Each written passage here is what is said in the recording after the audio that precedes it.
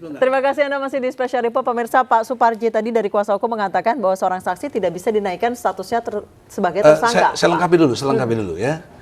Jangankan jadi tersangka, jadi saksi saja Habib Rizik tidak pantas. Tidak tepat. Karena Anda menganggap ya sebagai korban? Bukan. Ilmu tentang saksi, dia tidak tahu. Begini, saksi itu harus apa yang dia tahu. Dia lihat, dia dengar, dia alami. Kurang lebih ini, baru bisa disebut saksi. Kalau ahli, pendapatnya. Ya, seperti ini saksi ahli, pendapat. Bukan fakta dia. Fakta itu mengalami, melihat, mendengar, mengetahui. Pertanyaan saya, apakah Habib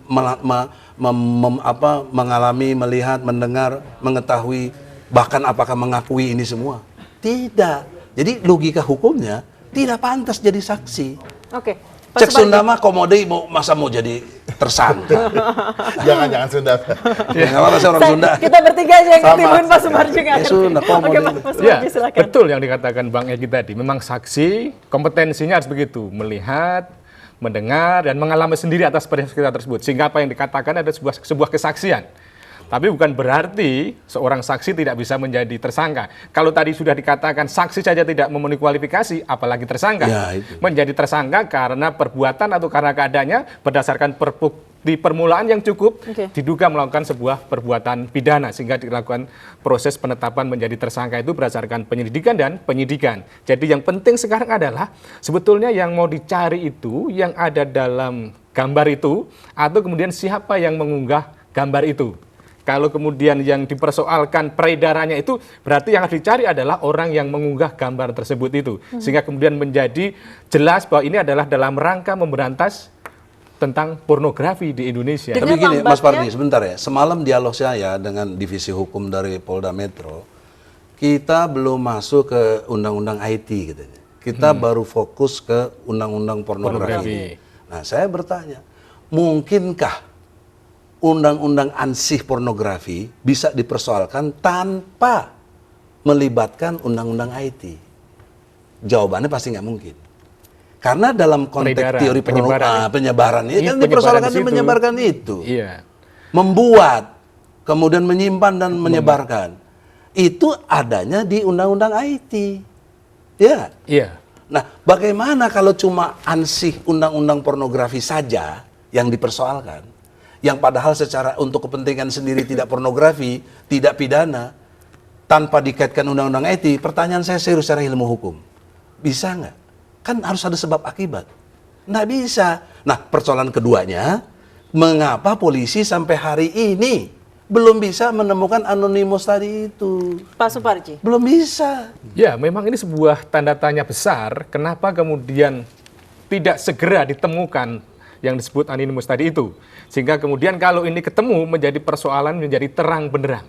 Konon katanya kan Habib menjadi tersangka karena dianggap menyuruh ya, menyuruh mendokumentasikan yang memenuhi unsur ketelanjangan sehingga kemudian memenuhi unsur di pasal. Padahal itu kebenarannya pun masih diragukan.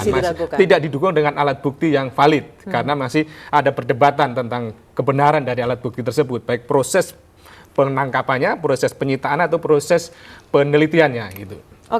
Abah, untuk mengetahui siapa yang mengambil foto tersebut, karena tadi Abah mengatakan untuk sebuah screenshot seperti itu tidak mungkin adalah data penyadapan. Namun seseorang yang pasti memegang telepon seluler milik sang empunya itu. Yang di fake. Apakah bisa diketahui siapa yang kemudian menyebarkan pertama kali? Kalau tadi Pak Egy sudah menyebutkan bahwa sudah diketahui ada sebuah nama yang ini laporan polisi di Surabaya yang bernama Philip. Philip melaporkan ditemulah akunnya itu dibajak orang, namanya Stephen Yong. Nah, harusnya kan dilacak si Stephen Yong ini siapa? Abah. Gini, kita kalau bicara yang namanya sekarang menghubungkan antara siapa yang mengunggah dan kemudian sumbernya dari mana, itu selalu mulai kita bisa bilang ya terlalu teknis saya bilang, tapi anggaplah kita bilang mengidentifikasi dari perangkat yang diunggah dengan yang diterima. Perangkat ini dalam itu saya bilang sebenarnya dokumen, file foto ya. Nanti identifikasi dari file tersebut itu bisa ditelusuri mulai tampil di mana dan kemudian si pemiliknya ini mendapatkan konten itu dari mana dan kemudian konten ini kira-kira sesuai nggak dengan yang ada di perangkat yang pertama kali dilihat. Betul. Kalau memang tidak sesuai, biasanya apa lebih besar atau lebih kecil. Kalau lebih kecil berarti setelah melakukan editan. Nah, saya ingin meluruskan bahwa selalu orang bilang, wah, Abah sudah bilang bahwa ini sudah diedit, ini kontennya ini gitu ya. Banyak sekali di media dibilang gitu kan, udah diedit. Tapi saya bilang di sini bahwa konten tersebut secara foto itu tidak direkayasa, tetapi sudah mengalami pengeditan. Kenapa pengeditannya? Ada gambar yang ditutupi, ya kan, area-area yang dia bilang tidak patut itu ditutupi, dikasih gambar-gambar yang kartun lucu-lucu ya. Nah, karena melakukan itu sudah pengeditan secara telematika. Sudah tidak orisinil. Sudah nggak orisinil kalau dia bilang pengunggahan. Nah, kemudian kalau tampilannya gede, kemudian kita cropping saja sedikit, itu sudah pengeditan. Gambar terlalu jelas, kita kontraskan, kita gelapkan dan lain sebagainya. Edit itu juga. semuanya pengeditan semua. Yang sudah mulai terjadi rekayasa saat tidak ada ponsel jadi ada ponsel, saat tidak ada berbentuk ini jadi ada itu. Itu yang dibilang ada rekayasa gitu loh. Nah, dari sini sekarang kita bisa melihat sampai konten tersebut tampil itu kan yang sudah diedit, yang sudah ditutup-tutupi. Nah, kalau itu umpamanya kemudian tidak ketemu sumber penerimaan datanya, berarti sekarang kita bisa menelusuri lagi bagaimana sumber-sumber ini selain kepada si A itu nyebarnya kepada siapa saja. Karena bisa jadi saja sampai kepada si pelaku pengunggah ini bukan lewat ranah digital, tetapi dalam arti telematika yang istilahnya transmisi ya. Tapi lewat misalnya dikasih USB flash disk kemudian diunggah. brother, kembali ke pertanyaan pertama Mbak Nisa. Siapa yang pertama dari HP? Bisa ketahuan. Ya, siapa Bisa itu? Yang pegang jangan handphone. nanya saya dong. Ya kan anak ahli. Lah nanti kalau saya Kata Nabi tanya pada ahlinya. ada ahlinya, tetapi kan nanyanya ini bukan di ranah hukum. Kita kalau di talk show nggak mungkin, saya nggak ada kepentingan, saya jadi harus melalui- ajarkan Anda. Foto tersebut sudah melalui editan, namun bukan wajah dan tubuhnya. Bukan rekayasa di wajah tubuh. Hanya menutupi bagian-bagian oke. tertentu. Itu editannya Kalau di kayak situ. gitu, Pak Suparji, apakah memungkinkan untuk dianggap sebagai atau dituduhkan pasal pornografi seperti itu? Ya, sekarang siapa yang mau dituduh kan? Ya, kalau kemudian yang dituduh Habib, ya tidak termenuhi unsur di situ kan? Enggak ada unsur. Terus kalau kemudian yang dituduh Firza, dia jadi korban malahan kan? Berarti yang bisa dituduh adalah siapa yang mengedarkan di situ, gitu loh. Sekarang siapa begitu. sasarannya di situ? Itu benar. Gitu. Maka ini yang perlu ditelusuri kan, sekarang menjadi bias ini, arahnya kemana kita tidak tahu nih. Sekarang Firza sama Habib yang sudah menjadi tersangka, padahal dua orang itu belum tentu juga pelakunya, tapi yang jelas sudah beredar itu loh. Yang jelas-jelas sudah bisa dipastikan itu sudah beredar, berarti ada yang mengedarkan, dan itu yang harus dimintai pertanggungjawabannya gitu. Oke. Pak Egy kemarin bertemu dari video yang berada di media sosial, bertemu dengan Rizik Syihab, betul? Yo, ketemu. Apa saja yang dibicarakan ketika itu? Ya dia bicarakan, kan gini, saya bertanya, Beb, kita jujur secara Islam nih, apakah benar nggak cerita selingkuhan ini? Saya jujur, saya nanya. Kalau orang lain mungkin nggak berani nanya atau apa. Habib jawab, ente kayak bukan teman. Kalau ente teman baik nggak perlu nanya begitu. Itu namanya ente nggak kenal aneh. Saya sudah mubahalah. Nah, mubahalah itu dalam hukum Islam itu keras sekali. Ya, apa kita yang Muslim kalau mengerti tentang mubahalah, itu kalau misalnya saya menyatakan sesuatunya tidak benar, maka laknat buat saya. Tapi kalau yang dituduhkan itu tidak benar kepada Habib, yang nuduh itu yang kena. Oh, ini laknat Allah, azab Allah itu besar sekali. Nanti banyak sekali hal yang mendasar dari situ. Nah, saya sebagai orang yang beriman, walaupun masih kurang lah, tapi saya sangat takut dengan mubahalah ini. Artinya kalau kita nggak percaya mubahalah ini, kita yang dosa loh, bos.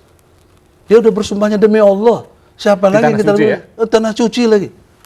Oleh karena itu, dalam konteks itu, sekarang kau lakukan aja lah. Kan kau udah percaya kau sebagai lawyernya.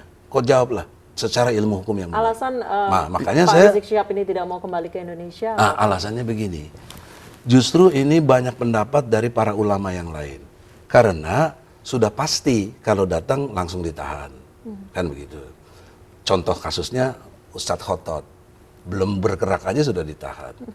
Dan kalau sudah ditahan, nggak bisa berbuat banyak. Yang kedua, dalam konteks meredam radikalisasi para pengikutnya. Apa terus pengikutnya diam saja? Oke, polisi bisa ngatasi. Bagaimana kalau jutaan yang turun kayak 212? Bagaimana? Bisa rusuh. Bisa ada konflik horizontal mungkin dengan para pendukung. Oke, Pak Suparji, apakah dibenarkan tidak memenuhi panggilan kepolisian? Ini bukan soal benar nggak benernya, ini soal dampak sosial. Artinya kalau sampai Habib diperlakukan begitu, itu terjadi, siapa yang tanggung jawab? Nah, Oke. oleh Mas karena itu Suparji. satu lagi poin yang penting lagi adalah bahwa dengan adanya Habib begitu dia merasa difitnah, penakut, lari dari kenyataan, dia terima fitnahan itu semua dalam arti satu kritikan yang buat dia menderita untuk itu. Tapi dia demi menjaga, dia pesan sebenarnya jangan sampai ada satu tetes pun darah turun, jangan. Oke. Karena tidak pun ada pepercahan bangsa ini. Pak Itu Suparji, yang saya apakah pegang. dibenarkan tidak memenuhi panggilan polisi? Sebagai negara hukum, sebagai warga negara yang baik, mestinya menghormati proses hukum itu. Dengan pertimbangan-pertimbangan tadi mungkin masuk akal saja. Tetapi yang penting adalah bagaimana bisa memberikan jaminan perlindungan hukum bagi semua warga negara, termasuk juga bagi Habib yang akan dipulangkan seandainya nanti pulang. Jadi yang penting adalah polisi harus berikan jaminan bahwa akan tercipta ketenangan, keamanan di Indonesia ini, dan Habib kemudian bisa pulang dengan tidak menimbulkan dampak-dampak yang tidak baik. Memang menjadi spekulasi yang kurang positif buat Habib kalau seandainya dia tidak pulang ke Indonesia. Berbagai fitnah, meskipun beliau itu menerima fitnah itu, tetapi itu menjadi sesuatu yang kurang baik. Menurut saya memang lebih baik sebagai warga negara yang baik, bertanggung jawab, memberikan keterangan sesuai dengan proses hukum. Ada dua hal penting ya, saya bantah ya. Karena saya mengalami ke sana, tahu persis gitu. Pertama adalah Anda bilang menghormati hukum. Itu lompatannya sudah jauh. Harusnya bertanya dulu, apakah polisi menghormati hukum dalam melaksanakannya ini? Kan enggak, sudah jelas diskriminatif sejak awal. Bagaimana kita mau menghormati hukum sementara pihak kepolisian tidak menghormati hukum? Jangan dibalik begitu dong. Itu satu. Kedua, Anda berani nuduh Nabi Muhammad tidak baik ketika mau dibunuh hijrah ke Madinah dari Mekah. Berani Anda bilang Nabi Muhammad tidak baik. Itu strategi, dimensi kemanusiaan. Jadi apa strategi yang saat ini tengah disusun oleh Rizik Syihab? Itu Pak tadi saya sudah mengatakan Habib sangat rugi diperlakukan begini. Tadi dianggap kurang baik segala macam. Tapi demi jangan sampai terjadi pertumpahan darah. Anda Apakah jangan memang kira. sudah ada pergerakan massa di Jakarta? Oh, Anda jangan lihat begitu dong. 212, sebelumnya 411. Tapi itu kan aksi damai, Pak Egy. Iya, itu damai kenapa? Karena memang tidak ada apa-apa. Tapi kalau semua rakyatnya tahu atau pengikutnya tahu bahwa dia diperlakukan tidak adil seperti ini, gimana nggak ngamuk? Jangan kita lihat aja supporter bola coba. Bola, urusan apa bola itu? Tapi kalau idaman pemain bolanya kenapa-napa, ngamuknya kayak apa supporter. Ini ulama punya pengikut yang sangat karismatik begitu loh. Terlepas bagi yang lain nggak penting atau nggak dianggap, tapi bagi yang pengikut Habib, coba-coba hina dia. Dan ada jutaan ya? Oh iya dong. Oke. Pak Itu Suparji, gimana, Bos? apakah dimensi sosial juga perlu diperhitungkan untuk kasus-kasus seperti Ya, ini? Dan kita harus. lihat memang trial by mob terjadi di Indonesia. Ya, pertimbangan-pertimbangan sosial harus dipertimbangkan. Bagaimana hukum itu tidak menimbulkan kegaduhan, tidak menimbulkan masalah baru, karena hukum dibuat untuk menyelesaikan masalah yang sedang dihadapi gitu. Jadi jangan sampai kemudian persoalan ini menimbulkan masalah-masalah baru dan kemudian tidak ada kontribusi baik dalam penegakan hukum kita gitu. Oke. Saya kasih contoh ya, dampak sosial yang sangat besar. Misal nih, paksa polisi, karena udah red notice sekarang, perintah tangkap, bawa ke sini. Semua dengar, akan datang ke tanggal sekian, misalnya jam sekian di bandara. Datang jutaan orang ke bandara. Bagaimana orang mau penerbangan? Tutup bandara itu. 9 triliun. Apakah Rizik Syihab bisa melarang umatnya untuk melakukan hal tersebut? Itu yang dia bilang, saya nggak mampu menahan radikalis itu. Bagaimana saya mau nahan? Dia cinta sama saya dijolimi, terus saya bilang enggak. Oke, baik, kita akan lanjutkan dialog kami usai jeda berikut. Tetap bersama kami di Special Report.